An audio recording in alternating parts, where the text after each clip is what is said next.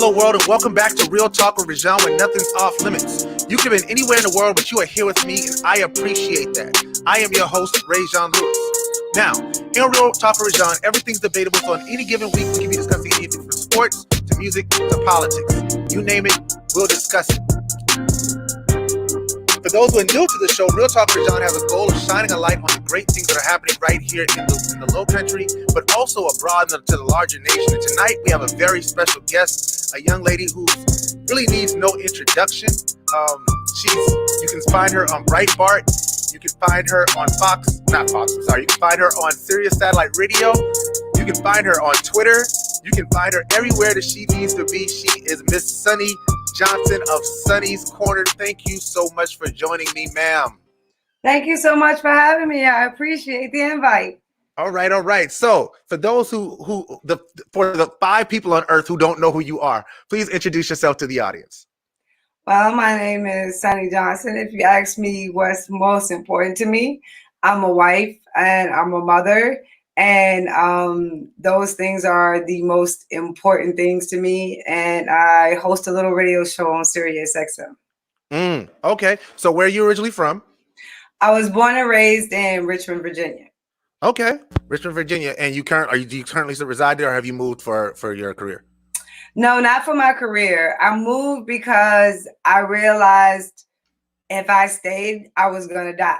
I was not going to make it. I wasn't going to ever escape. And I did not have a future that looked particularly promising if I were to stay in Richmond. So I left about 20 years ago and I moved to Northern Virginia and I found my husband and I've been here ever since. Okay. So you currently reside in Northern Virginia? Yes. All right. So my wife's family lives in Centerville. Do you know where that is? It's a bit away, but yeah. Yeah. Okay. Because it's like what 30? I think it's like 20-30 minutes from Washington D.C. That's the reason I know where it's at. But it's a cool place, a nice little city. If you ever get a chance, drive through Centerville. It's very, very nice. They have a laser tag place that we like to go to. So, so what got you into because you work for Sirius Satellite Radio. So how did you go from leaving where you're from to ending up on Sirius Satellite Radio? So when I was young, I have Crohn's and I've had a lot of medical issues my entire life. So I ended up having a lot of issues when I was around a teenager, and pretty much doctors told me I would never ever be able to have a child. Mm-hmm. And when I met my husband, up until that point, like I didn't really want to have kids. So I was like, okay, that's cool with me. So what? And then I met my husband and I was like, I really want to have a child, but I was facing the possibility of never being able to bring one into the world. And my husband just was like, no, we can do this. It's going to be okay. And we ended up getting pregnant. And so the day that I found out I was pregnant with my daughter, my mother had a brain aneurysm. My mother that raised me had a brain aneurysm and she died. And it was very hard on me because I didn't have a chance to mourn, because I had just found out I was pregnant. Mm-hmm. And it was like very, very crucial that I take care of my own health. And so I had to put my mourning off so that I could, have a healthy baby and kind of go through pregnancy without any problems. So once I had my daughter, and I gave myself a chance to mourn and to really grieve my mom, I was like, I can't try to give my daughter so much in this world that I forget to give her the things that my mother gave to me. Like those are things that were important to me. That's so good. My mother made sure education was important. My mother made sure respect for your elders was important. My mother made sure a personal relationship with Jesus Christ was important. Yes. So it's like those things that she wanted me to have and to grow, I knew they were inside of me, but I didn't know how to activate them. And so I was like, how can I give these things to my daughter when at the moment I'm kind of broken? And you know what I'm saying? I'm kind of trying to piece my whole thing together and become a contributing member to society. Yeah. And that's just, kind of how it happened. So I started a blog. And my blog wasn't about politics. It wasn't about Democrats and Republicans. It was none of that. It was my basic belief that capitalism was going to be the catalyst that gets Black America out of the generational poverty tread that we were on. And I got it from like, you know, watching the cultural people that that we, you know, aspire to be in our youth. And I saw them, and then you see them making money on the like granular level of being in hip hop. And then you start kind of the diversification class where they started to spread out and not only go into movies and acting, but also into real estate, into branding, into stores and restaurants and clothing lines. And you started to see capitalism flourish for like all of these people. And I was like, I bet if we took that concept and put it in the middle of our communities, it would kind of do the same thing. So that's what my blog was about. So Republicans found me and they were like, oh my God, you're so, and I was like, I am not a Republican. I don't know what in the world you're talking about. You've lost your mind. And they were like, no. And so they kept posting my work. And I was like, okay, let me go and study. So I spent about 5 years really studying the subject and really knowing what positions mean and where people stand and why they stand there. And then Ferguson happened. And that was, to me, was the biggest disconnect, where I was like, okay, this is what Republicans don't understand. This is what they don't get, what they don't see about Black America. And that since has been my purpose, to break the stereotype and the talking points that are put out by the conservative party about Black America. And that's what my show on Sonnie's Corner does.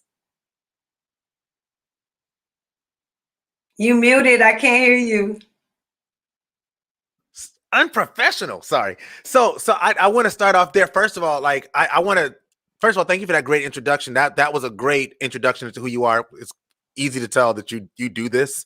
So again, I am humbled by the fact that you're doing this. I said this before we went live, but I wanted to tell the story of how you ended up coming on the show, because to me, it's really special to me. So one night, my homeboy Shakim, Amin Aket, my guy, my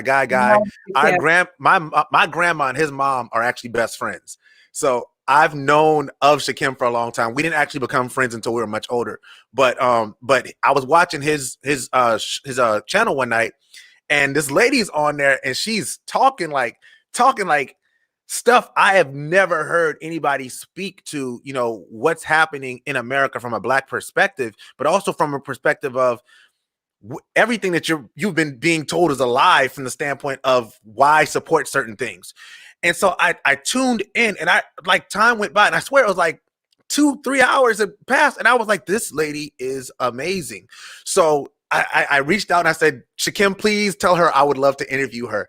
And then you immediately got back to me and was like, yes, I will be on. So like the fact that you're doing this means so much to me. And I want to say that to right now to you and to the rest of the world, like, this is amazing to me. You know why? And I think it's really important that we remember we're what we got. And so yes. If this is what we're going to fight for, if we're going to fight for the ability to lift each other up and to help each other grow and to help each other find success and to be able to share in each other's joys as well as each other's tragedies. Like, this is who we are at our core.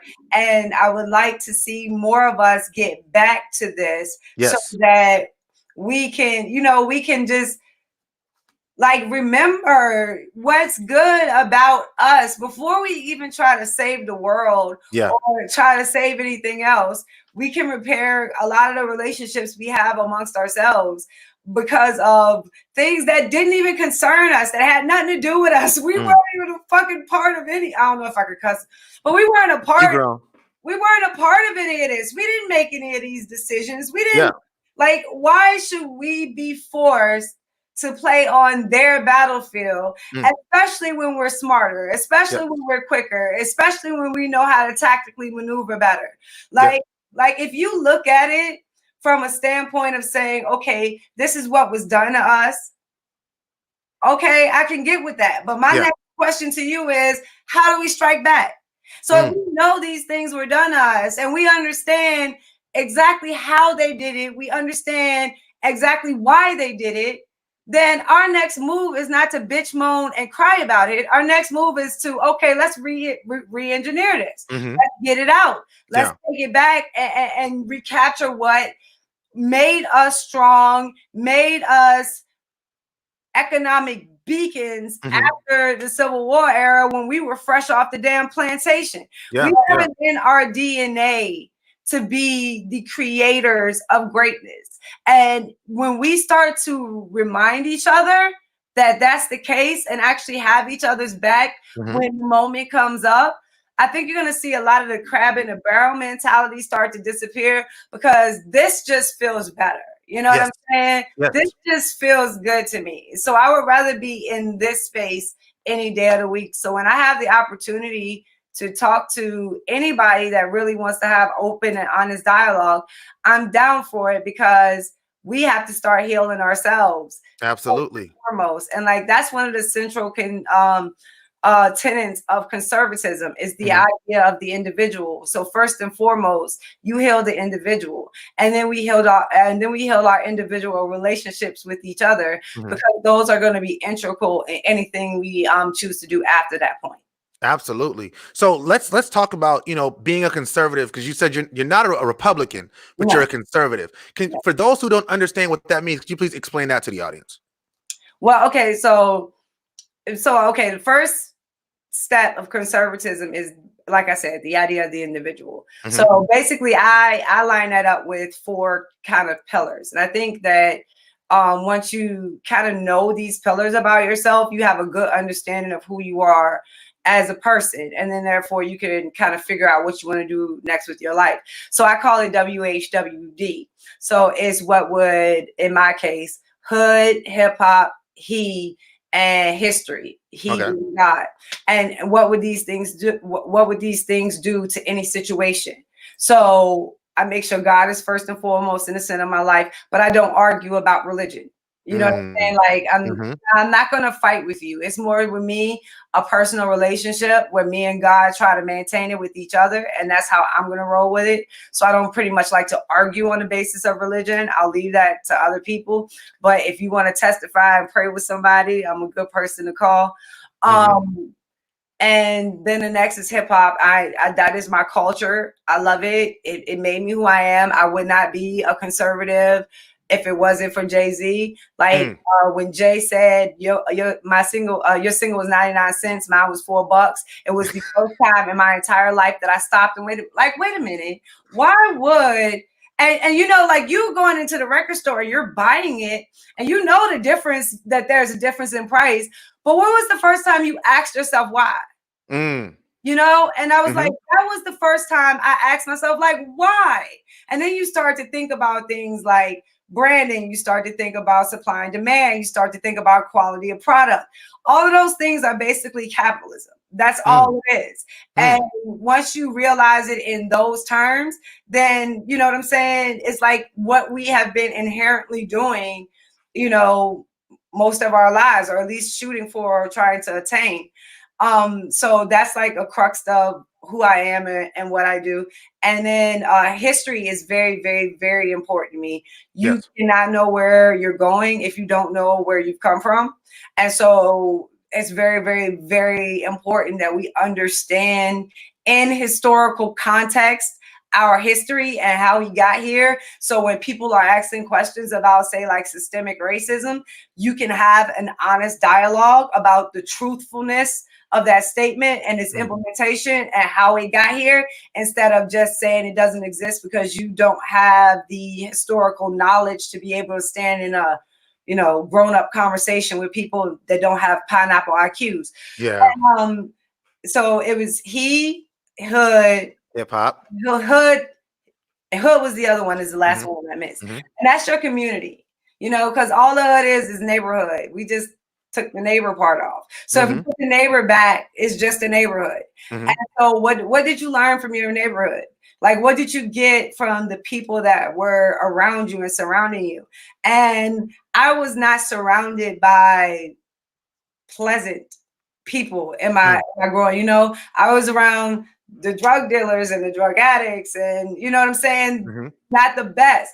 But every single one of them gave me something. Every single one of them tried to point me in the right direction when they saw I was doing wrong.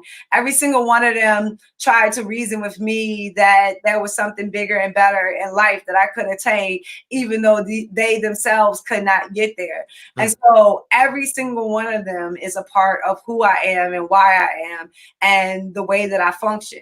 So when you look at those things, and if you have principles that fit into your culture, your community, your history, and your faith, and all of those things align, that's something I'm willing to stand and fight for. And to me, that's what conservatism means at an individual level. Okay. Right? Then Okay. you go to a political level, which is completely different. Okay. All right. And if you have something on the Republican side of it, what does that mean to you? About the Republican Party, it lies about its own history. And it's hard to have conversations with people who lie about their own history. So one of the things that I've had to push to Republicans a lot is the episode in history of the lily white Republicans, because they don't talk about it and they don't discuss it. So the reason that they don't discuss it is because they can say, well, Black people left the Republican Party. Black people left. You know, no, we didn't fucking leave. You kicked us out. Yeah. So stop acting, but it lets them change the narrative. Like, yes, we are the ones that walked away. And it's like, no, dude, we formed this party with you. Yes. We fought in a civil war with you. We changed the Constitution with you. You know what I'm saying? And then you kicked us out. So what is worse? The friend that you've been through hell and back with that stabs you in your back, or maybe the enemy you can work with? And that's what Black America's choice was. And I can't say if I was born in that time period what I would have done. I can't I can't honestly say, if you're looking at a Republican Party that hates you and a Democrat Party that hates you, you know, short of like going back and trying to start back over in Africa or something, like what would you do? Not a lot of options. It's not a lot of options. Yeah. So I look back at historical figures with that lens of understanding that I had the hindsight to look back on them and maybe see some of the mistakes that they made or things that they overlooked or different ways they could have navigated, and take those things and bring it into the now. And you can't have that conversation with Republicans if they don't even understand what happened. So they don't even understand why it happened. And then when you try to explain systemic racism to them, like their eyes gloss over. And you know what I'm saying? It's like, if you knew anything, and this is one of the things that ticks me off, like about them being colorblind.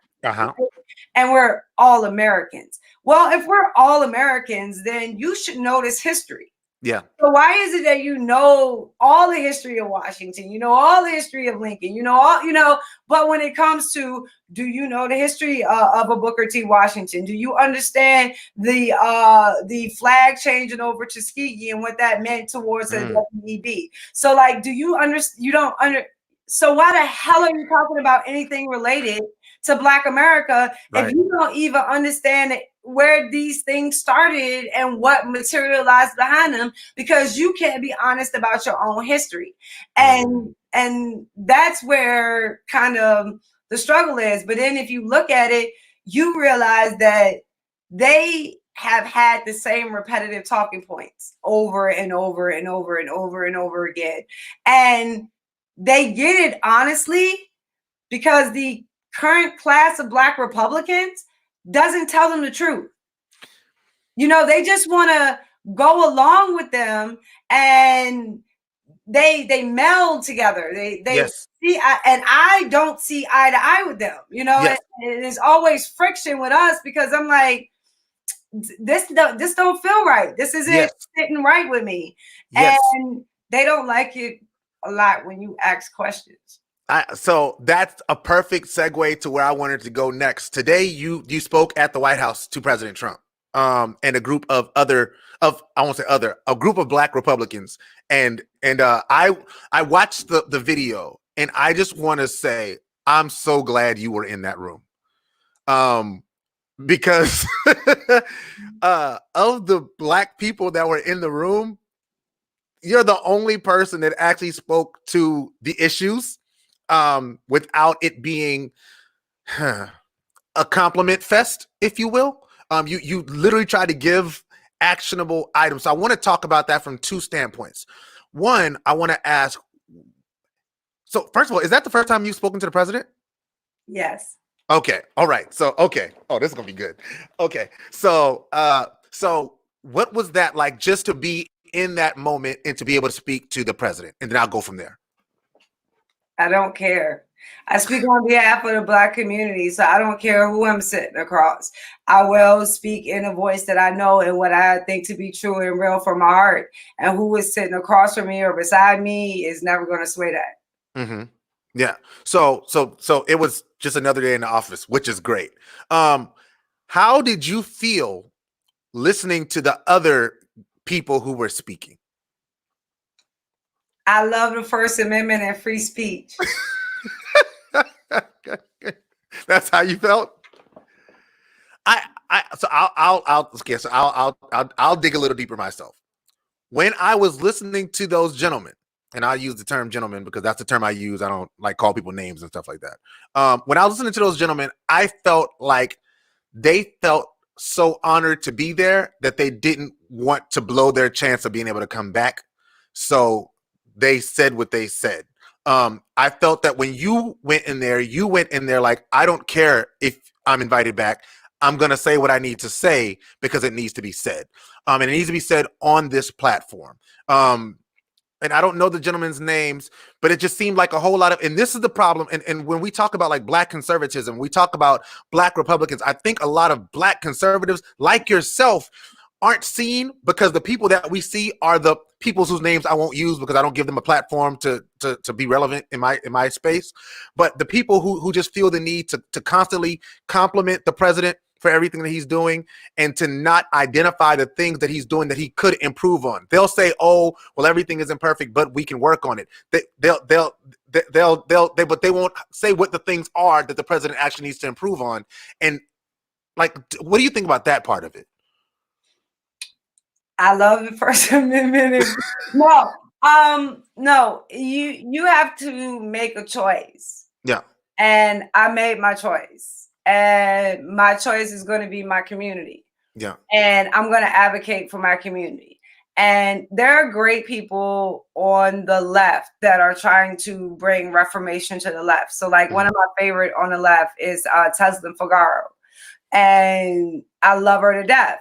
And she is pushing real hard and advocating for the Democratic Party to actually address Black issues in a more substantive way.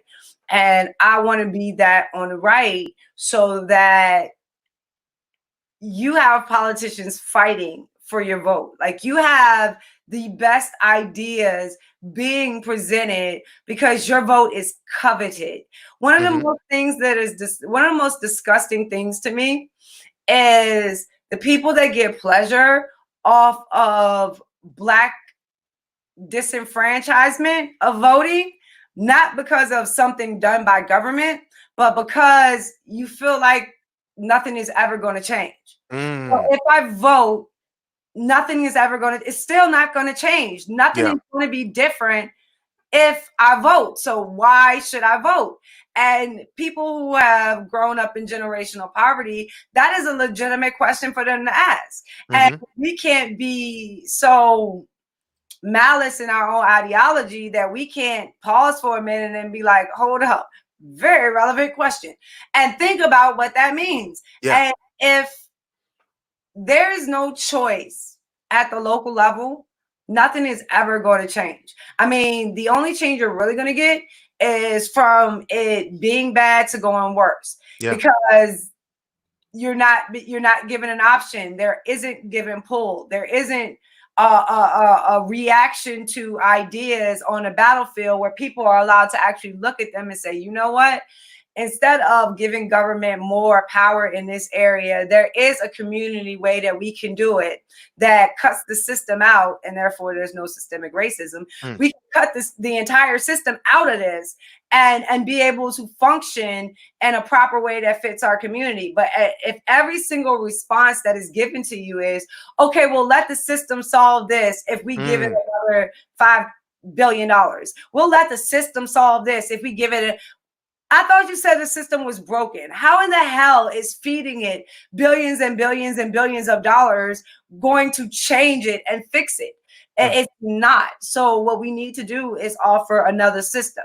And I think that other system is conservatism. So with that being said, do you believe that President Trump is a conservative? I've never called him a conservative. That's always my question about, you know, even like the way that the Republican Party has really like rallied around him is like, I felt like when Donald Trump came onto the scene as a Republican candidate and started claiming conservatism, that he was sort of hijacking the term conservative. No, conservatives are tired of Republicans. Okay. And everybody, nobody understands that. And this is what I try to get conservatives to see. So I ask conservatives, how many times have Republicans lied to you? Like, don't even, you worried about me in this situation, but let's look at you for a second. They told you that they were fiscally conservative. That was a lie. That was a lie. So yeah. they lied to you. You know what I'm saying? Yeah. They told you that they were for border security. That was a lie, because as soon as they had the opportunity, they wouldn't vote on it and pass it. Yeah. They told you they were for immigration reform. That was a lie, because they want as many immigrants coming across the border as Democrats do. So how many times do they lie to you? And if they lie to you that many times, why are you telling me to blindly trust them instead of holding them accountable for the lies that they've told to you? Because then maybe we could actually break up some of the old shit that we really don't need in its irrelevancy and create something new that actually falls under the tenets of conservatism, which is the idea of the individual, the protection of the Constitution, and the protection of the Republic, which is limited government closest to the people. Absolutely. Absolutely. Thank you for that answer, for sure. I see some comments, and I'm going to get to the comments. Thank you guys so much for watching. This is Real Talker Rajon. I'm your host, Rajon Lewis. And today we are interviewing Miss Sonnie Johnson, the host of Sonnie's Corner on Sirius XM Radio. And we're definitely going to talk about when you can listen to her show, because she is like probably one of the most brilliant people I've heard, like, and one of the most refreshing voices, I must say, that I've heard on either side of the aisle anywhere.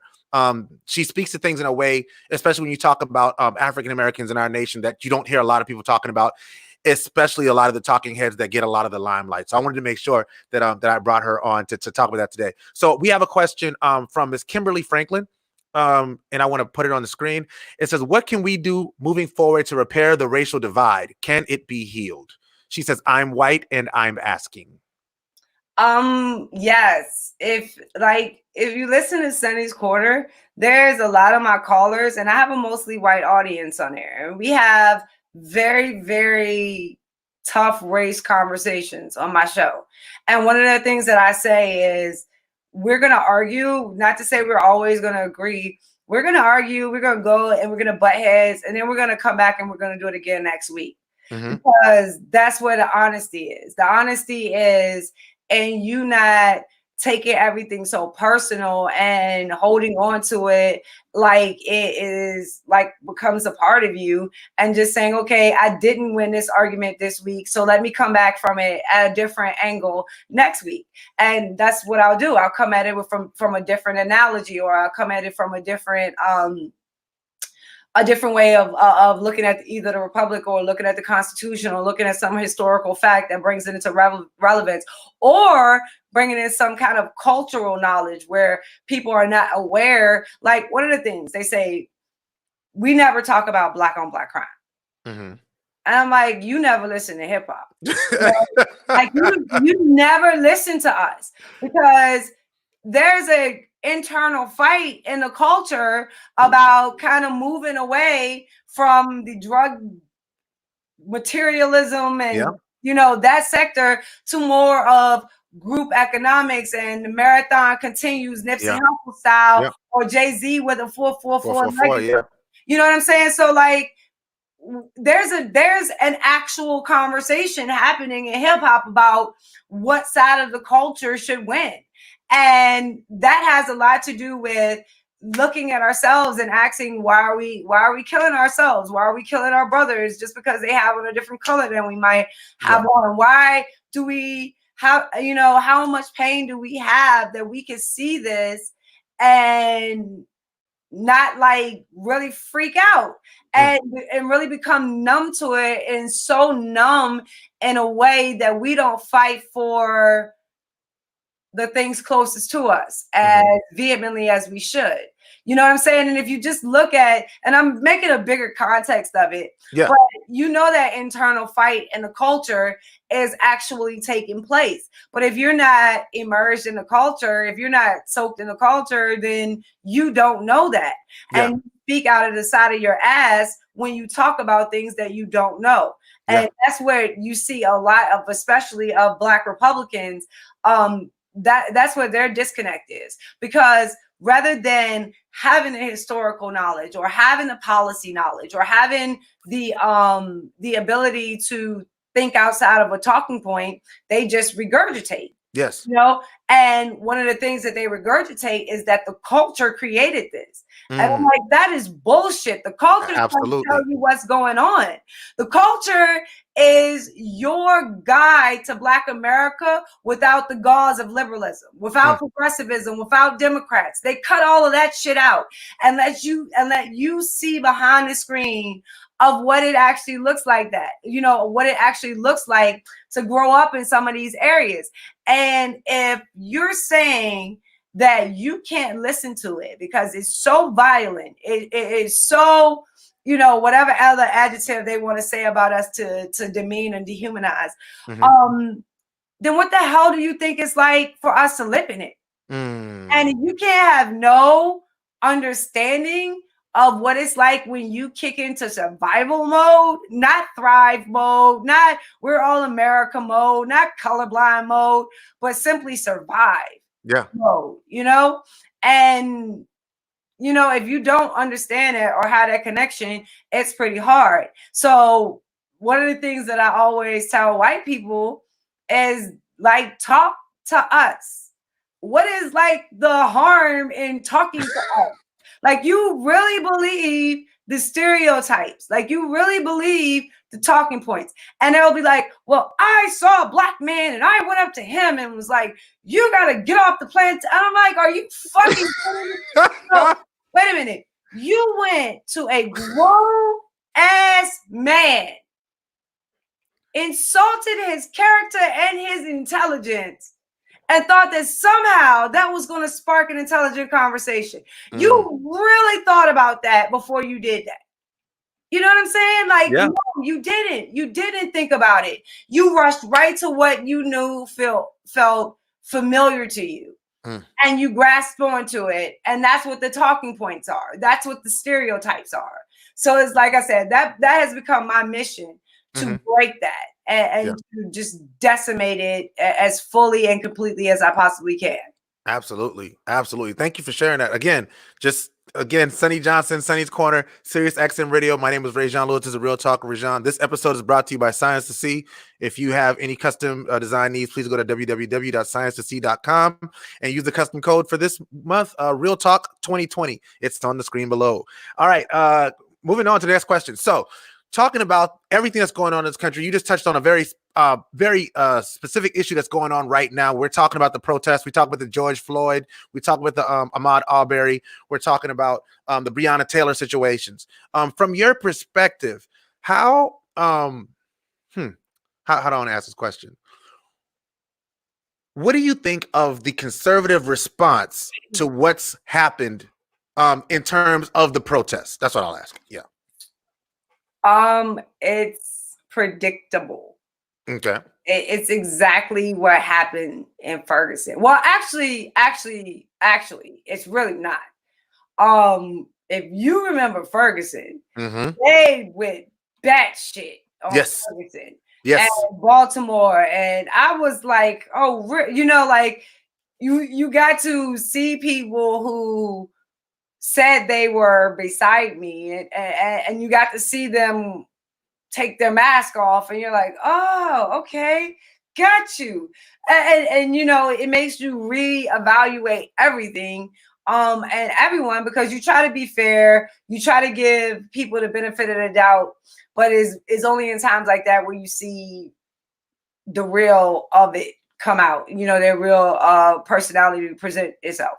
But this time I will say that there is a larger portion of white conservatives, not necessarily white Republicans, but a larger portion of white conservatives who are like, yo, that's fucked up. And that's unjustifiable. Like you see them. And to me, it was shocking because I was like, whoa. Like I got excited for a second. I was like, wait a minute. Like maybe we have a chance to actually have some of these conversations at this point. And everything was going good until some people decided that they had to be the center of attention instead of having morality. Instead of having human decency, instead of having a heart for your community above yourself. You know what I'm saying? Some people just went the other way. And that kind of made everything start to snowball. And so then when Breonna Taylor happened, it was like, okay, they can't do this to Breonna Taylor. You think they can? They absolutely can. And I'm like, are you kidding me? Like, are you kidding me? So you go from Ahmaud, and they were calling Ahmaud a criminal, and they were like, and these are not the white people. The white people were like, that's fucked up. No, you're not vigilante. You can't do that. And it was, and I'm like, oh my God, okay, you cannot. You can't, right? Now, with the stuff coming out about what the McMichaels did over that man's body and how they spoke, you hear any of those same people come back and issue kind of apologies for the vitriolic bullshit they let out their mouths? Not one of them. And they're disgusting. You know what I'm saying? They're disgusting. And then you go to Breonna, and they're like, they're trying to dump shit on her. And I'm like, how? And then you see George Floyd. And you're like, no way. No, they wouldn't, right? You think. And just the most disgusting. You know what? Rather than do that, let me do this. I thank God for all the George Floyds that were in my life. I thank God for every single one that did not live perfect lives, but gave their wisdom to me and showed me I was of value and protected me in times and places where I was doing shit I had no business doing. Indeed. I am grateful for every single George Floyd that helped to raise me into who I am. And in this moment, I will give them flowers rather than talking about the others. Absolutely. I think that's absolutely the right approach to it. So we have a question. I got James, Mr. James St. Leger. I apologize if I mispronounced your name, sir. It says, love Sonnie. It says, do you agree that there are outside agitators starting the violence amongst the protesters, i.e., Antifa, white liberals, and white nationalists? So, okay, let's take this again, because we can't look at this in just a vacuum. We have to understand the totality of it. So again, when Ferguson popped off, and Black Lives Matter, the movement, the national George Soros movement popped off, I was petrified for what was gonna happen to Black America. Yeah. And then Black men started to talk amongst themselves. Lord Dubois was one of my favorite during that period. Started to really talk amongst themselves about like, go to the website. We are not even mentioned. It doesn't have us on there. It's not about us. It doesn't represent us. And you start to see a lot of the Black men pull back from Black Lives Matter. And by the time like they got to New York, it was like an all-white protest. And like, you had, like maybe the first 3 lines were Black people, and then like the whole rest of it was White people. And that's when they started talking pigs in a blanket. I'm like, yo, those are the white people. Like, why? Yeah. How you didn't hear any of that till you got to this point? Yeah. What's the difference between now and then? Yeah. You know what I'm saying? So that was one of the points that you brought up on the live with Shakim that made me, when everything happened in Charleston, that was exactly what I thought about. I remember looking at those protests and being like, so the daytime, it's mostly Black people involved in the daytime protests. And then like the closer and closer you get to night, you see these other elements start to creep in. Now, do I say they're Antifa? Maybe not. I mean, I don't know. No, but they are. Some of them it are. is. Okay. And they're multiple groups, because think about it in terms of like the last 60 years as like the civil rights era, right? Or the aftermath of the civil rights era. Right. You have the civil rights era, and then you have like the ruling time period of the civil rights era. Yeah. And that's coming to an end. Like that's ending because it's been ineffective. It hasn't brought any real change. And Black America is just as angry as we were back then. You know what I'm saying? You've done nothing, you've changed nothing, you fixed nothing. True. And I think that you're seeing that era kind of come to an end. So that's one of the things that I was like yelling at the right when Ferguson popped off, when Baltimore popped off, when Milwaukee popped off. In each case, you could go back and see that there was legitimate reason for their grievances. So like in Ferguson, it was the mayor's office using the police as a taxation force. They were forcing interactions. So like when Black people said, we feel like we're being over-policed, they were, because they were being fleeced for their revenue. You know, and that is not how government should operate. If you want to tax the people outright. Don't try to hide the tax by using the police force, which is what they did. That is a legitimate grievance. Never got looked at and officially handled coming out of Ferguson. Then if you look at Baltimore, because it went from Ferguson to Baltimore. If you look at Baltimore, they had to dismantle an entire police unit in Baltimore because of the illegality that was going on within the department. So like they were carrying around toy guns to put in cars in case they had to cover for themselves for some shit that they did. They were driving up on kids with backpacks. So like your sin was being Black with a backpack. And they would like literally drive up on you real fast and make, the kid would see the car driving up on you real fast. What would he do? He will run. As soon as he runs, now they have you for evading, and they can stop you and check you and basically harass you. Wow. So like all of these things were proven about not only that, they were taking the drugs that they were getting from drug dealers, and then they were shipping it to other American cities, causing problems in other cities from the drugs that you were taking off the streets in Baltimore. And it was like so bad that the state judge she came down off the bench and stood in front of a group of Black men, all who had cases completely dismissed because they were brought by this police unit, and the ultimate level of just corruption was exposed, and she had to apologize for them and how much of their life was taken away and how much they had to deal with and really be stressed out about for things where they were perfectly innocent. And like that is a legitimate grievance. It is. I think they have a very, very good right to say that there is something very, very wrong with this situation. Yeah. And then the same thing with Milwaukee and the amount of prisoners that were dying behind bars up in Milwaukee. True. Like, these are legitimate grievances. But when you can only look at it through the lens of race instead of humanity, and seeing, yes, that just because this race has a problem, it's still a human problem, then, like, what are we even talking about here? Because you're not solving any other issues. You're leaving them there to fester. And this is what goes to the groups.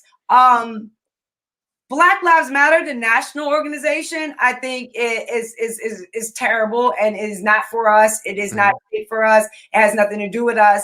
And I think we need to be very, very aware of it. But the Black Lives Matter groups on the ground, okay? The people that are on the ground, the grassroots activists that are actually participating in their communities, the ones that are actually holding local politicians accountable, the ones that are actually trying to get policy pushed into place, those people, they're good people. Yeah. They're the people that actually want change in our communities. Those are the people that actually want something real. And instead of listening to them, they were ignored.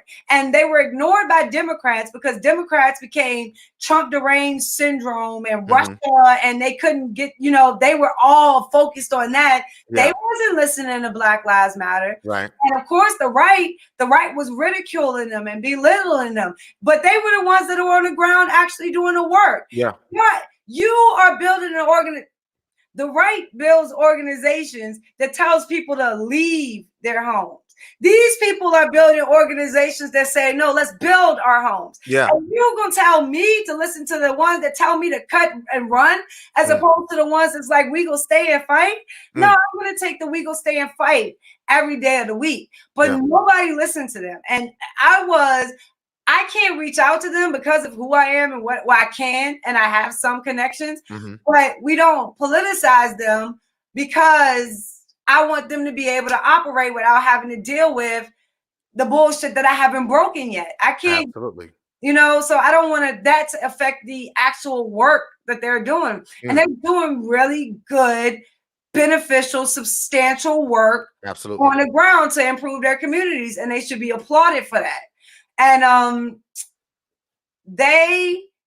the socialists, Antifa, and the anarchists, they have all been paying a lot of attention to Black Lives Matter for the last 3 years. Absolutely. They have been showing up. They've been showing up at their rallies. They've been showing up at their festivals. They're showing up at hip hop conventions. They are making themselves a presence in Black America. And like, I have literally been warning the right about this for 4 years. I've been warning since Ferguson Ferguson popped off. Then when I started to see the scope of everything, I was like, oh no, I see what's coming. I see what's shaping. And then as I started to see the socialists were sponsoring Black Lives Matter forums. And I was like, oh, really? Now they're investing into them. Yeah. They're reaping into them. You know what I'm saying? They're sowing into them. And what do you think is going to happen but their numbers to grow and to swell amongst our ranks, especially when they're not being challenged? So it's a very, very, very real thing. And I think that they're using a lot of the anger that is justifiable in a lot of cases. They're using that anger to push their motives, and their motives are not in the best interest for the Black community. And if you look at the communities that are burnt and destroyed at this point, you can see that in the long run, they are not looking out for the best interest. They are not going to have to live there. They're going to go back to their homes in their gated communities, and they're going to live well. And we're going to be left with the aftermath of everything that they deemed righteous at the time. And it's a disgusting cycle. But if nobody addresses these issues, this isn't going to be the last one. And the next one is going to be even worse. So I think it would behoove us all to actually solve some of these problems before the very, very fabric of our country is ripped apart and unable to be repaired. Absolutely. Thank you again. Such an insightful answer. You lead me right where I want to go. So thank you so much. We're gonna keep rolling. So talking about actionable items. Recently people started talking. The new topic of discussion is police reform, which police reform is something we've been talking about for a very long time. That's not a new topic, by the way. But the idea of defunding the police. Yesterday I made a video talking about what it looks like to defund the police. I think there's two different terms that are going around that are completely opposite of one another. One is to defund the police and one is to dismantle the police. I am completely opposed to dismantling the police because if somebody tried to break into my house, I want to be able to call the police. That's important to me. But I think defunding the police in terms of looking at the budget of the police department and identifying how much of that money that is being spent is not really justifiable and can be redirected to community programs and things that can help us to build our communities via youth empowerment opportunities, or as well as like investing in the arts and recreational facilities, things like that. What are your thoughts around this conversation of defunding the police, not dismantling, but defunding? Okay, so I would say this because the way I look at it, you're doing it wrong. You're going in the wrong direction. You're starting with the police, and that's not where you should be starting. To me, let's start with the ideology. Okay, so in most of our cities, they're run by Democrats. Most of the Democrats have a progressive ideology to them. If you understand progressivism first answer to everything is to create a law. Okay. It is to create a law. So you have a problem, let's create a law. You have a problem, let's create a new arm of government. You know what I'm saying? You have a problem, let's create something, and everything just stacks on top of each other, right? And now think about all of the things that they have as just laws on the books. So one of the funniest things I remember from my teenage years was one of my friends got a ticket, a $25 ticket for riding the bike the wrong way down a one-way street. And you think like that's stupid, but think about how many times they nitpick us and our wallets with every single one of these laws, or every single one of these new fees when you look at your phone bill and you're like, what the hell is that? What does that go to? And you don't even know where it comes from. And it's because some body of the legislators said, let's go ahead and tack a tax onto this.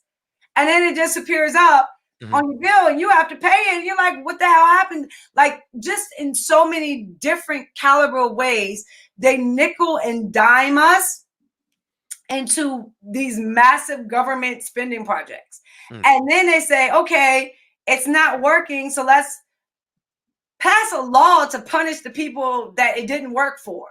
You know what I'm saying? So it becomes like this repetitive cycle. And me and my husband were talking about it like the other day, right? So do you remember, like, if you look at the story of, do you remember like the woman who worked at McDonald's, the Black woman, she worked at McDonald's and she took her daughter with her to work one day, and her daughter was out and the little restaurant joint sitting down at the thing coloring, and somebody called the police on her because she brought her kid to work with her, and she was arrested and the kid was sent to child protective. Wow. Right? And it's like, okay, that story says we need to pay for childcare. Where the hell was the law?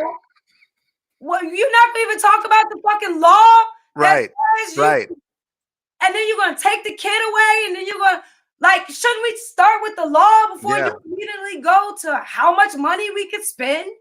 And if you look at just the sheer amount of presence government has because of the laws they have on the books and the ability they have to say, not charge other people with those laws, but fuck with us when they find it necessary with those exact same laws. Mm-hmm. You know what I'm saying? So it becomes selective as to when you apply the law, even though the law is on the book.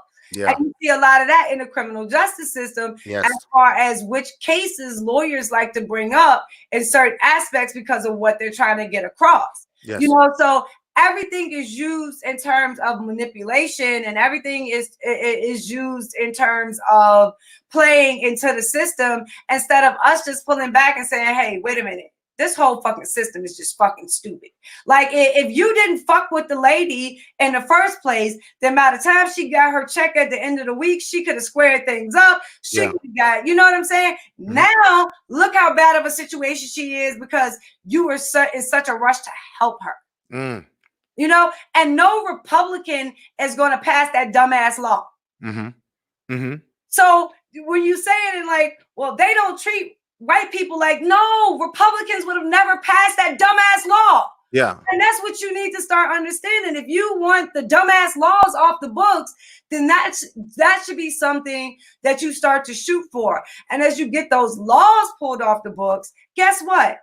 You stop having as much interaction with the police and the public. Because now they don't have 1,000,001 reasons to fuck with you over small shit that ain't their business. True.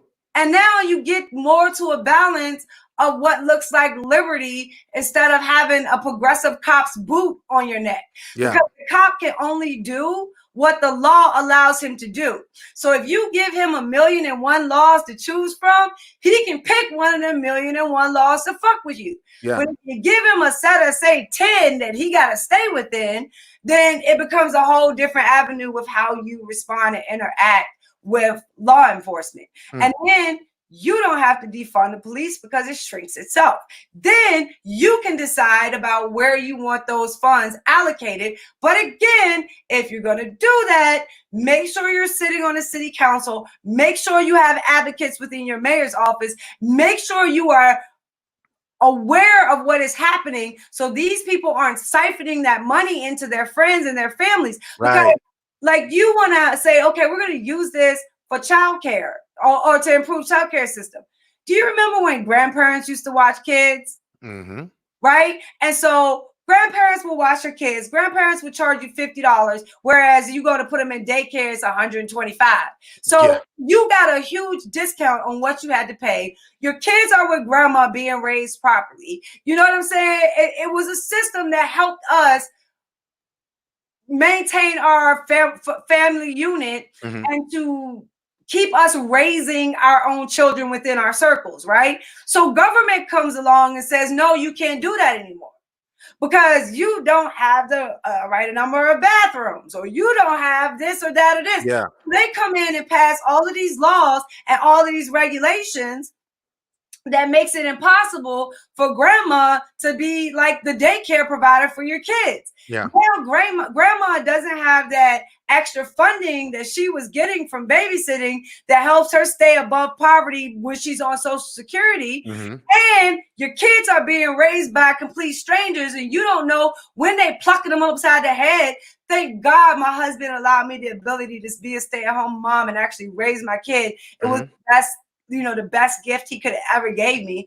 But you're sending them to these places where they're plucking your kids upside the head or teaching them non-binary nonsense that you should not be plugging into the mind of a 3 or a 4-year-old. And like all of these problems were created by government. And now government is moving into saying things like, okay, well, if you're going to work at a daycare center, then you have to have a college degree to work in a daycare center. So what does that mean now? Now the price of daycare is going to even go up, rise even more. But that's okay, because guess what? We can make a program that'll pay for it. You talking? How about you shut up and let grandma raise the kids? Yeah. And then you'll have a better stock of kids coming into elementary school because grandma done taught them respect for their elders, and grandma done taught them what it means to be a representative of this family and to carry our legacy and our weight on your shoulder as a representation to the world about who we are and where we're going. Like, You got kids coming into school with a whole different attitude because grandma gave it to them instead of some daycare center that don't give a damn. So, like, if you want to start looking at things and why our communities start to disintegrate, maybe we start looking at the laws that are put in place and the solutions they gave us that did not work, that failed miserably, and getting those off of the books. And then maybe you'll realize that, hey, as Black people, we could do this shit without them. Yeah. And I think that that is their worst fear, is the moment we get back to realizing that we can build complete cohesive relationships and we don't need government in every fucking step. In fact, when government is in every step, that's where you get the systemic racism. That's where you get the abuses. That's where you get the corruption. And I just believe that the more we can pull that back to ourselves, the better we'll be as communities. And what's that saying where they're like, they never want to give us what they give white people. That is what white people have. So they're not going to give it to you, but we can take it away. And if we get into that mindset of not asking for more because we want them around us, but taking away the power that they have so we can run shit ourselves, I think we'll find ourselves in a much better position in the future. Wow. Thank you for that. Like, that perspective on that topic was like spot on. You know, I have aspirations myself of one day serving in public office. And, you know, I always talk about the fact that there are so many laws that were created with with the implicit purpose of holding back African American people. Rather, it doesn't have to say. It's not about holding Black people back. Okay. It's about behavioral moderation. Okay. I want to change the behavior. See, this is the thing. They're in a mindset of, look at all that we've given you. Why aren't you happy?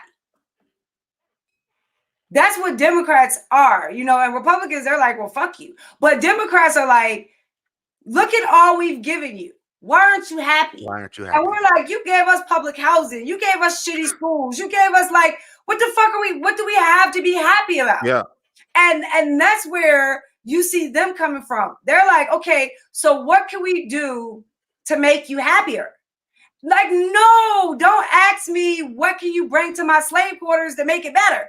Like, go back to kind of the Willie Lynch idea of it, is that they want to make you comfortable. You know what I'm saying? Yeah. So you can come to them and ask them for provisions to keep you comfortable, and you don't realize you're living in a shit shack. Like, that's not how we want to be anymore. We want to move into a place where we're like, we don't want our comfort defined by what you give us in government subsidy. We can design our own layer of comfort, and each one will be different because every single community is different, and it has different goals, and it has different outcomes that it would like to achieve. Where in some areas you might want to see development where they want, you know, old projects to be torn down, new affordable housing to be put up, so you can change the entire atmosphere of a community. And in some areas they might not want development because they like having more space and a yard, and you know what I'm saying? So every single community is not going to have the exact same answer to how they are going to look post, you know, Renaissance and rebuilding. And that's the beauty of everything that we are. It's that we have a chance to have little pop in New Orleans and Atlanta pop in, and we could go and check out, you know what I'm saying? And each pocket should feel authentic to the Black people that live there. Not some monolithic view that all of them should be the same or the exact same policies from the federal government is going to somehow like make everything equal. Everything is never going to be equal because most people don't want it to be. Like, if you decide you want a quiet life where you bought your house and now you just chilling and that's all you want, that's all you want. But if you want to be Cardi B and go and take over the world and see how many zeros you could actually rack up, then there's going to be a difference in, you know, in equality, not equality, a difference in equity, Mm-hmm. because of what you aspire to be. So Mm. if you aspire to be the multimillionaire, great. If you aspire to be the street artist that struggles to prove whatever it is, that's great too. Mm-hmm. That's America for you. But you can't then cry about the equity in the arrangement when you were never shooting for that equity in the first place. Right. Okay. All right. All right. Cool. So I have a question. In regard to, I was asked to come to a town hall, a small town hall, for the mayor of our city. He wanted to have some African Americans and I guess other diverse population people come in response to what was happening with the protests and the riots and things of that nature. And they were having this, I guess they brought us in to talk about, ways to move forward as a community, and you know how that works. And what I heard was a lot of Black people trying to tell the story of how racism has impacted them. um do you think that sometimes our our emotional response to things is why we don't get forward more, as opposed to looking at what um actionable items can take place to move the agenda forward? This is why people call me like Auntie Sonnie. You know that auntie that grabs you at the cookout and like, look, man, you need to talk. Yeah. That's where I am in that moment. So go ahead and tell me about your experience. Let me empathize with you. Let me feel your pain. Let me do all of that with you. But after it's over, what are we going to build? Mm. How are we going to grow? What are we going to do? And if you can't move past your pain to bring something beautiful out of it, then that's a different conversation where you need to maybe go talk to someone who's a little bit more qualified to maybe help you get to a place where you're feeling better and you're feeling in growth and you're feeling, but like to stay in that place. Like I don't know that that's not how I was raised. Like that's not who I am, like you get knocked down, you get your feelings hurt. My mom was like, okay, come on, you're gonna go to her house and you're gonna handle this, again. That's how it was to me. It was always, okay, you got knocked down. Now you gonna get up and you gonna go and do it again. Yeah. You know what I'm saying? Like, and that's just the core of what was built into me. So yes, I can look back and I have a doozy of a life. You know what I'm saying? Where I could tell you a lot of that, but I could look back on it and say, if I didn't have every single one of those experiences, that I could not be the fighter that I am today. So take that experience and figure out a way to fight with it, and to be a demonstration of what you think all of those people didn't get to experience. So it's shame on you for not knowing Sonnie. It ain't shame on me. You ain't gotta like me because I like myself, but it's your loss. Yeah. Now you missed the chance to have a fire conversation. You missed the chance to get historical context you would have never got from anybody else. You missed the chance to have an ally on your side that's one hell of a fighter and somebody you want to be your friend as opposed to your enemy.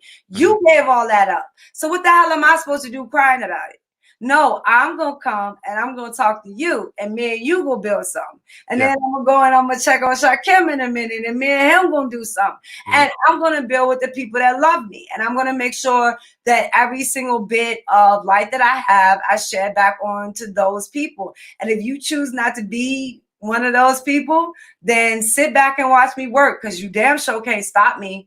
And I think as long as that's our motive going in and our understanding of going in, it isn't to disqualify racism or to say it doesn't exist, but can we beat it? Yes. And as long as that's our motives going in, then I'm not going to be sitting and talking about white supremacy, because there's nothing superior about it, especially when we get into an ideological conversation. Like, you can't beat me. Why the hell would I give you that respect? I'll be damn. I'll destroy your ego before I go and reference you in that way. And I think that we just need to remember we're the fighters. You know what I'm saying? And that's what we do. So yes, we need to take time for our own self-healing, and yes, we need to be reflective and understanding when people's masks come off that we see them clearly, but we shouldn't sit there and soak our ideas. Our next move should always be, okay, now how can I fight this? And for the people that want to fight it, then come on, let's go. But if you want to just sit and soak in it and hope that it comes and pat you on your head, I don't have no time for that. All right. Well, thank you so much, man. I wanna start to wrap up. I want to ask you some quick hit questions, just to get a little more about the personal Sonnie. I want to start by saying just thank again. I can't say it enough. This is dope. Okay. So I'll do my questions and then we'll do the rap thing and that whole thing. So, last book you read. What was the last book you read? Oh my God. The last book I read was Coming Home, the Republicans. Oh my God. It was this god-awful book by this Black Republican, and it was completely filled with fanciful nonsense. And like, it literally had fire shooting out of my fucking ears. I was like looking for it because I thought I had it on my desk a few minutes ago because I was trying to clean up a little bit. Oh my God, it was the worst. It was the worst. I don't know. It's called Republicans Going Home. Black people return to the Republican Party or something. Oh, wow. It was really, really, really sick. It was a sick book. What's your favorite album to listen to? Depending on my mood. So right now, I would say I'm really into My Sign and everything that he does. I think he's an excellent artist, and I also think he's a voice for the times. Okay. Guilty pleasure. Love and hip hop, Atlanta and New York. Oh, okay. I can see that. All right. Perfect day. What's a perfect day for you? My husband and my daughter.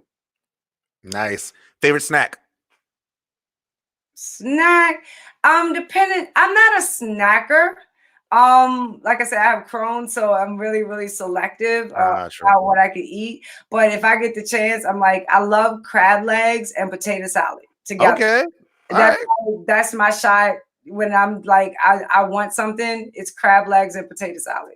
Okay, crab legs. I've never heard those together, but I like it. I love it. It's my pleasure. I'm gonna try it. I'm gonna try it because you suggested it. I absolutely love it. I'm gonna try it, and then I'm gonna take a picture and put it on Twitter, and then tag you in it. And Thanksgiving, the middle of the plate with the greens and the mac and cheese and the candy yams and all of that stuff, just meat at the middle, and you get that one bite where you get that little of everything. Yeah. That's my food. You talking right. Pleasure. You talking right. That's my food pleasure right there. I think I had one more. Oh, what is the thing that you do too much? The thing that I do too much, probably think and reconfigure arguments. And I hate to be wrong. I don't like to speak on things that I'm not sure that I mean. So it's very, very important to me that every single argument is well thought out, is well contextualized, that I can back it up in all four of my pillars. So it's just really important to me. I don't like apologizing. And I don't like having to say that I'm sorry, and especially when it comes to the work product. So I try to make sure that I am as thorough as possible in putting out quality content, truthful content, and passionate content. So I never have to apologize. Absolutely. So I got some comments I want to make sure I read, just because I don't want people to feel like they're making comments and they're not being read. Let's see. Colleen Fallon, I guess it's Fallon. She said there are rumors that George Floyd and the police officer knew each other personally from their security work. Is that true? And if so, do you think that the attack on Mr. Floyd was personal or motivated by race? Also, would that sorry excuse for a human cop have behaved the same way had George been a different race? Maybe he would have no better. Maybe he would have no matter the perpetrator's skin color. Sorry if I sound like a dummy and completely ignorant. Good news is that I'm teachable. One of the things that really bothers me is like when you target one case, like it just happens out of the blue, out of the ether. And I think that like that's where a lot of Republicans and conservatives always find themselves, is that they get stuck coming just this one incident. Why is this one incident? And I'm like, yo, just it's not one incident. It's an accumulation of everything piling on top of each other and never being properly dealt with. And if we fixate on one case, we miss the opportunity to solve the bigger picture. So I like to always stay in the bigger picture. Plus, I don't like feeling like I'm exploiting tragedy for conversation. Absolutely. Especially if I can focus the conversation without the tragedy and just let George Floyd's family know that we are praying for them, that we have them in our hearts, and that we cried when we saw that. We felt that with them. And I will just leave that out in the ether, that to fixate on a specific case, but to not let the spark the case caused diminish without some kind of real actionable change coming behind it. So I would much rather just, if you notice, it's like everything the media wants us to participate in, we have the option to not. Right. And that's where we have to start choosing. We have to start choosing to not. And that doesn't mean we don't mourn, and it doesn't mean we don't, but we do not have to participate in the constant back and forth of it. We can say, okay, what is the idea behind this? And let's focus on that idea and bring that idea to some fruition. Because in all honesty, that's the greatest gift that we could give to those that we've lost, is if we actually change something. And I think that if we set ourselves into that model instead of just sticking on a specific case, then we would get a lot more accomplished. And that's kind of what I like to do. Absolutely. Absolutely. Stephen Dish 8179 on YouTube. Thank you for watching, Stephen. Says, can more Black Republicans get elected to Congress to change the Democrats' narrative? Republicans need reformation amongst themselves before they worry about taking on Democrats. Love it. Let's see. I'm gonna skip that. I'm gonna skip this. A lot of you're speaking truth. A lot of people agree with you. I haven't had anybody disagree with you. I don't know how you disagree with the truth. So I'm good with that. Let's see. They were talking about the equal application under the law. Be sure that the Constitution is applied equally across the board. I think that's very important. I think that's the biggest issue when we talk about my motto. Yes. My motto is conservatism equally applied. So that's my motto. So everything in the Constitution, every idea in the Republic, and every respectable idea in individuality, all of it should be equally applied. Okay, I love it. I got a student special one. Mr. Cedric Tolliver. Shout out to Cedric. You said you saw the pictures of my daughter at her graduation. So Cedric is the father of my daughter's boyfriend, little Cedric.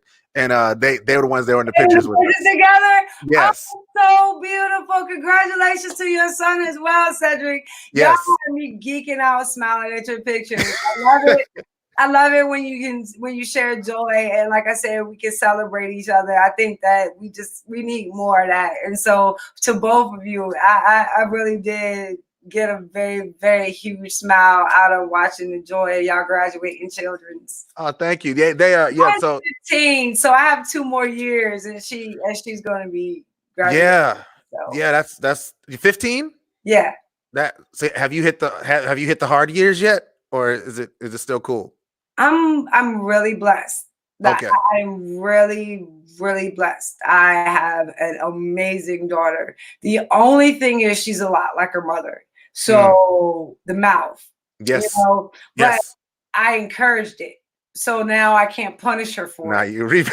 Yeah. But we're working on tact. And learning when it's appropriate and when it's not. So there are times when we are jonesing and you know, we're having fun where I let some things slide. But you know that look on my face when I'm not playing with you. And you learn in that moment not to play with me, because it's not going to end up pretty for you. So we're learning that tact and how to kind of read a room and a situation and know that before you respond. So we're in that phase of it. But she's really, really awesome, really, really smart, really compassionate, really nothing like me at her age. So I think I did a good job with that.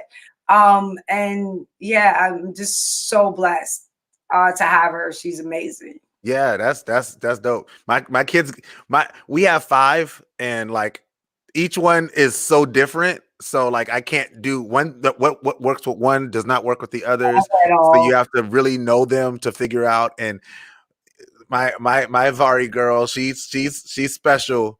And we have our days which are really great, and then we have some days where it's like I walk in the room and I'm like, I'm just gonna walk back out now. I'm just gonna, just gonna go. It's all right. But I'm very proud of her. She's headed to Clemson in the fall, and so is her boyfriend, and they're amazing kids, and I wish them all the best of luck because they're my children, and I love my children. Well, tell them congratulations from me as well, and I can't wait to see them shine into the future. Yes, ma'am. Okay, let's see. Kimberly Franklin says, I hope you establish a line of contact with the president and Ben Carson in the future. I hope the president really heard you. Did you feel heard today? I didn't ask you that. We'll see. Okay. The way I've learned is that everything travels through a cycle. You know what I'm saying? And you have to let the cycle run its course. And in all of this, like on a normal night like this, I wouldn't have done any social media. I wouldn't have done any interviews, but I'd already scheduled with you before I knew I was going to the White House. And so I was not gonna break my interview with you, even though, but on a normal day, I wouldn't have been doing any social media or anything after one of these events, because you really need to pull back and to wait and to see, because I've learned that you never really know what's going to be under the mask when they pull it off. So sometimes it's better to just shh and watch. And I think that that's the moment, that's kind of where I am right now, is just to shh and watch. Okay. And we'll see what materializes afterwards. All right. So. Okay. Well, I was getting ready for tonight's show, and I'm sitting at my computer, and then Shakim, like I posted a picture, and Shakim was like, "Sonnie was at the White House today." I was like, "What?" So he sends me the link, so I start watching the video. I'm like, "Oh, we got to talk about this." But like the fact that you still kept this, like even after something, which for a lot of people, that's like a monument, like it's a monumental thing, and you still came in there, just speaks to the heart of the person. And I just, again, I thank you so much. Let's see. Betsy Cook says, when my husband, Mike McKay first. Mike McKay says, as a member of the Maryland legislature, I appreciate Sonnie's education each week. Conservative principles first. Thank you. So apparently you got a fan in the Maryland legislature. Yeah, I have a lot. I try not to interview politicians because I'm very hard on them. Yeah. But I think that we should be. And I think when we get to a point where we have higher standards for the people that we put in control of our political decision making, then I think you're gonna see a revival of actual media and actual truth and actual conversation. And I don't think we're there yet. You know what I'm saying? So I try to stay away from politicians because I don't want to end their careers. Absolutely, and that makes sense. That makes complete sense. With that being said, I'm going to ask you something when we get off the camera, but don't worry. So I'm not going to ask you on camera because I don't want to put you on the spot. But I'm going to ask you something off the camera, and we can talk about that when we get off the camera. I had a final question I wanted to ask you, but I can't remember what it is. So I'm just going to ask you to let everybody know where they can find you and how to follow you and your parting thoughts. You can find me every single Saturday, Sirius XM Patriot, channel 125, 1 p.m. You can catch the beat dropping. We have a lot of fun over there, mixing conservative intellect with hip hop culture. That's what we do. And it always revolves on conservatism equally applied. And my favorite social media is at Twitter. It is at Sonnie Johnson. That's SONNIE. I post occasionally on Facebook, but you'll see a lot of my nuance on Twitter. And you watch Twitter and my radio show together, then you kind of get a picture of what I'm saying and why I'm saying it. So they kind of play off each other, and I use them in that respect. And you can find me there, and I appreciate it. And hopefully you'll find me back here because I get an invite to come back. Oh, please. You can call me on Sunday morning at 4:05 a.m. and say, Rajan, I want to come on, and we will be on at 4:06. Okay. That's So as long as as we're moving and we're going forward, I would love to be able to come back and just have as many of these discussions, and we can open it up. We can have hip hop discussions. I heard what you said at the beginning. You cover that's me. Topics. I'm more than just politics. I love us, and I like to speak on all aspects of us. Just the arena that I find myself in at the moment. So have me back for a culture conversation. I love. You already know. Hey, it's already done. Like, trust me, it's already done. My wheels spin. My wheels spin. Forward to it. Thank you so much. Let me do my closing, and then I'm gonna come right back to you. Okay. Okay. All right. Thank you guys so much. Let me start my music.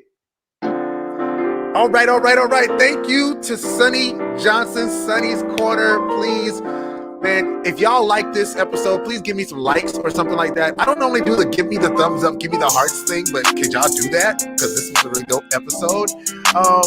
Thank you so much for watching this week. Remember that the Local Celebrity Spotlight shines every Wednesday night at 7 p.m. where I interview my local celebrities and unsung heroes. Today is the 10th. Tomorrow's the 11th. I do not have an episode. What? I do. Tomorrow night, I'm actually interviewing Albert Robertson and his wife, whose name I can't remember. Sorry, from Bold Dance Studio. We're gonna be talking to them about their organization and what they're doing to impact the youth of the Low Country through dance and through the arts. And next week, I'm actually interviewing national motivational speaker. He calls himself an inspirational artist, Brian Heat. He's a phenomenal speaker. I've heard him several times. He's one of my favorites. Join us, and so we can talk about that. If you are doing something in the community or in the world that you would like a light shined on, please reach out to me on my website. That's www.realtalkwithrajan.com, so that we can discuss getting you on the show. This and all my shows, in addition to my Car Chronicles series, is now available for your listening pleasure via Apple, Google, Spotify, and any place you can find podcasts. You can also find it on my website. That's www.realtalkwithrajan.com. If you'd like to be made aware of when I go live, because sometimes it is unscheduled, please be sure to click the follow or subscribe tab on the page and turn on the notifications so that you will know when something new is posted to the page. In the meantime, follow me on social media to stay up to date on what's happening with Real Talk with Rajan. All you got to do, go to our website, type in Real Talk Rajan. I will pop up. If I don't pop up, I will probably never pop up there. So go somewhere else to find me. But I will ask this special request on YouTube. Please follow me on YouTube. I'm pretty dope, and I do pretty dope interviews, and you want to hear the people that I interview and the things that we do, because Sonnie's coming back, and you're going to hear it again. Feel free to leave comments, questions, and whatever else you'd like to say in the comment section or the message section. I love getting your feedback, even if it's negative, because I do not seek to be told how great I am, but instead to become as great as I can possibly be, and that only happens with honest feedback. If I am currently accepting invitations for speaking engagements and event hosting opportunities. If you'd like for me to speak at or host your event, you can request me via my website. That's www.realtalkwithrajan.com. Reminder that this episode was brought to you by Signs to See. Please go to them for all your custom design needs. Go to www.signs2see.com. That's the letter 2, signs, the number 2, c.com, and use the promo code RealTalk2020 and you will get a 10% discount on your order. In closing, always remember, God is everything, and without him, we are nothing, so never forget where your help comes from. And if a man doesn't stand for something, he's bound to fall for anything. Now that's Real Talk. I will see y'all tomorrow night. Peace.